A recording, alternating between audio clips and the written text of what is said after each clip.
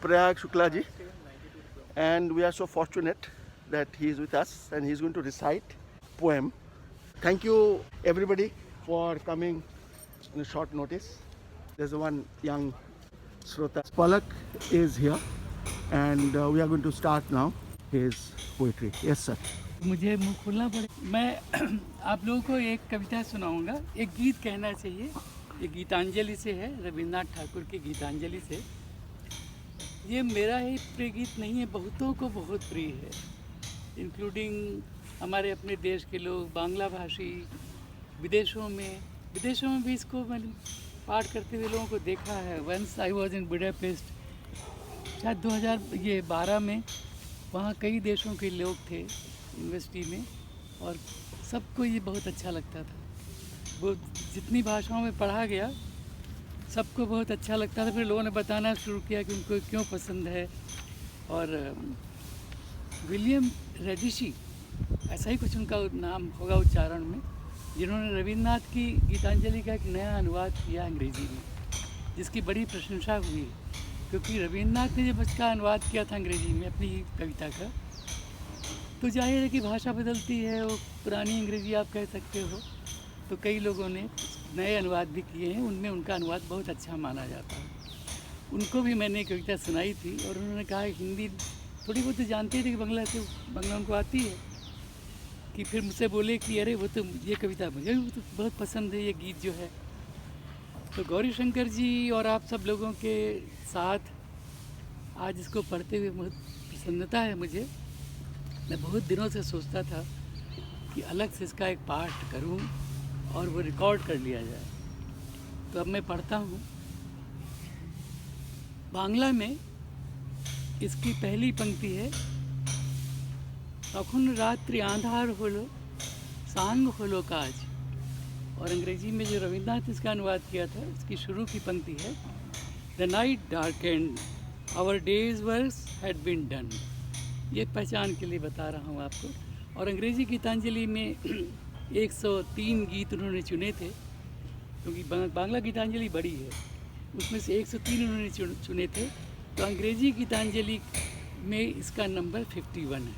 कभी आप रेफरेंस के लिए देखना चाहो। जब आई रात अंधेरी घिर, बीते दिन के सब काम काज, सोचा हमने यह मन ही मन, कोई आएगा नहीं आज। सब द्वार ग्राम के बंद हुए, थी जैसे निश्चल खड़ी रात, तब भी था कोई बोल पड़ा, आएंगे देखो महाराज। फिर लगा कि कोई है बाहर, आवाज़ सुनी थी थप थप की, पर ज़्यादातर का कहना था, यह हवा अरे आई बहकी।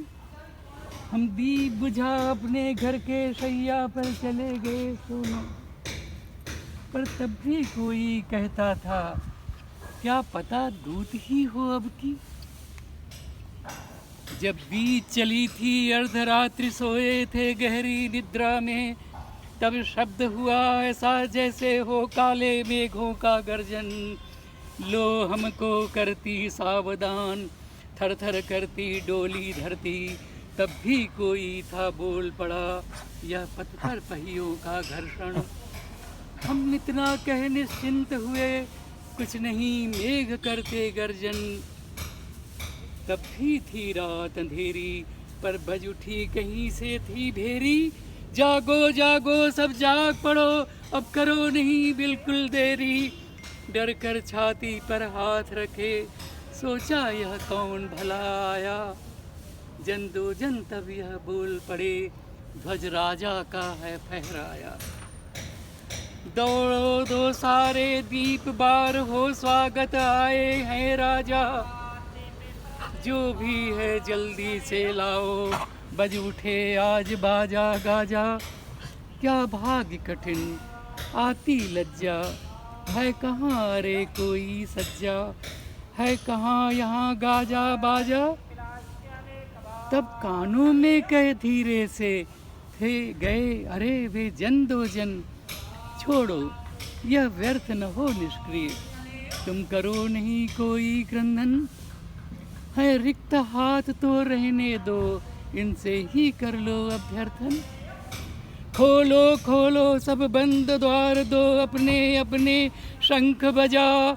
इस निशि में घोर अंधेरे में चल कर आए घर के राजा। है वज्र बज रहा अंबर में, बिजरुई से कांपा अंधकार। लाओ वह फटी चटाई ही, आंगन में दो उसको पसार। सहसा आए हैं लो राजा, हो झंझा पर जैसे सवार। करतार दुखों की रातों के, आए हैं देखो दिलवार। वाओ, अब इसमें थोड़ा सा ये भी बता दूं आपको, मैंने शुरू में नहीं ये बात कही थी कि जब मैं गीतांजलि का अनुवाद कर रहा था तो धीरे धीरे बात समझ में आई कि रविन्द्रनाथ कर क्या रहे हैं, या जीवन भर अपनी कविताओं में वो करते क्या रहे। तो उन्होंने प्रकृति से परम सत्ता को उतारा है, उसी की एक कविता है कि आंधी सी आती है। अब वो जो आंधी वो राजा के मतलब प्रकृति कहते, वो प्रकृति है, प्रकृति राजा है। क्योंकि गीतांजलि में उन्होंने प्रभु और ईश्वर शब्द का इस्तेमाल दो एक जगह ही किया है, अपनी तमाम कविताओं में भी। उसमें ऐसा कुछ नहीं है कि बहुत सारे देवी देवताओं के नाम हों या ईश्वर को याद किया गया हो। तो ये कविता बहुत सुंदर मुझे लगती है, क्योंकि मेरा भी मानना यही है और उसकी प्रेरणा भी रविन्द्रनाथ जैसे लोग हैं कि परम सत्ता के बारे में जैसे कई लोग कहते हैं कि आप नास्तिक हो कि आस्तिक हो, मुझसे ही पूछते हैं, तो मैं कहता हूँ मैं आस्तिक मतलब मैं आस्तिक हूँ। और आस्तिक होने का रीज़न ये है कि मैं ये मानता हूँ कि मैं आज तक मनुष्य ने जल, हवा, आग, आकाश ऐसा कुछ नहीं बना नहीं सका, जीव जंतु भी। तो इसका मतलब तो कोई सत्ता है। अब वो भगवान है कौन है उसको मैं नहीं मैं उसके बारे में कुछ नहीं कह सकता, पर मैं ये ज़रूर कह सकता हूँ कि जो मैं देख रहा हूँ, ये पेड़, ये फूल, ये पौधे, ये तमाम हज़ारों तरह की तितलियाँ, चिड़ियाँ किसी ने बनाई हैं। विकासवाद को मैं नहीं मानता, क्योंकि विकासवाद से इतनी चीज़ें नहीं बन सकती। इसका मतलब कोई सत्ता है, वो कौन है नहीं पता, पर सत्ता है ये मैं मानता हूँ। वही शायद रविन्द्रनाथ भी मानते रहे हैं और उन्होंने हमको उस सत्ता में एक विश्वास दिलाया। तो ये कविता जो मुझे बहुत अच्छी लगती है और बहुतों को बहुत अच्छी लगती है, उसका एक बड़ा कारण यही है कि देखो ये राजा। धन्यवाद आप। Thank you so much, thank you.